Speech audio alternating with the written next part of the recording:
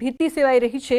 ઘણા ખેતરોમાં વરસાદી પાણી ભરાયેલા છે, જે હજુ સુધી નીકળ્યા નથી, જેના કારણે છોડમાં ફૂગજન્ય રોગ ફેલાઈ રહ્યો છે। તેથી ખેડૂતો સહાયની આશાએ બેઠા છે। તો બીજી તરફ ખેતી વિભાગે ખેડૂતોના અભિપ્રાયો લેવાનું શરૂ કર્યું છે। અમે નિરીક્ષણ બાદ પગલાં લેવામાં આવશે એવું જણાવ્યું છે।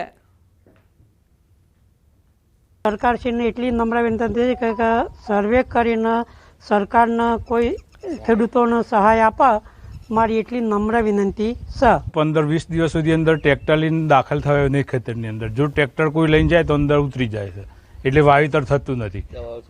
ખેડૂતો પોતાનું બિયારણ, દવા, ગોળા બધા દવાવાળા કરીને બેસી રહ્યા છે, પરંતુ કોઈ વરસાદ નહીં, વાવેતર થતું નથી, એટલે કે તમને બિયારણ બી ફેલ જવાનું છે।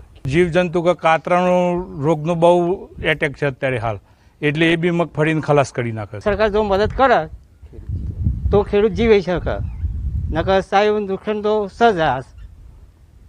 કેટલું નુકસાન છે અંદાજે વીઘાએ 80,000 તો ખરું।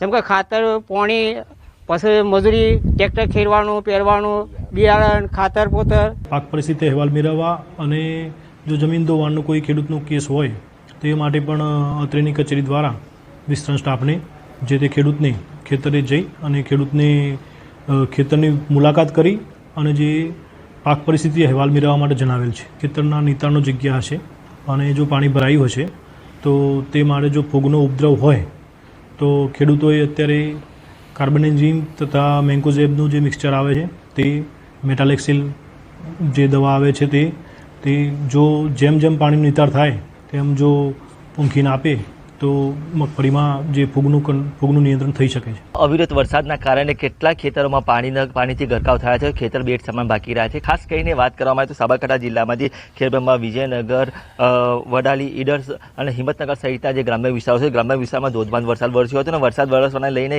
ખેતરો બેટ સમાન બાકી રહ્યા છે।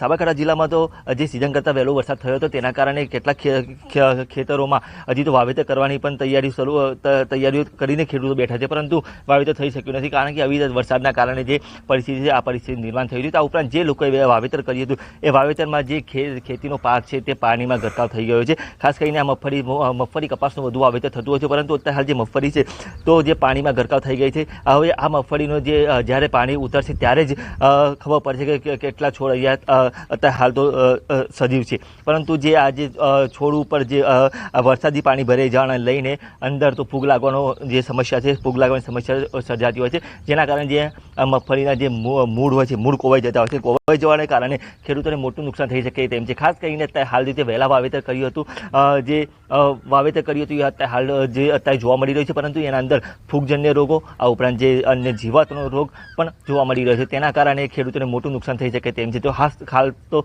ખેડૂતો ખાસ કરીને સરકાર ઉપર મીટ માંડીને બેઠા છે, સરકાર ખેડૂતો માટે કોઈ સહાય કરે તો ખેડૂતોને જે નુકસાન થઈ રહ્યું છે, નુકસાનનું વળતર મળી શકે તેમ છે। ઈશાન પરમાર, ન્યૂઝ 18 ગુજરાતી, સાબરકાંઠા।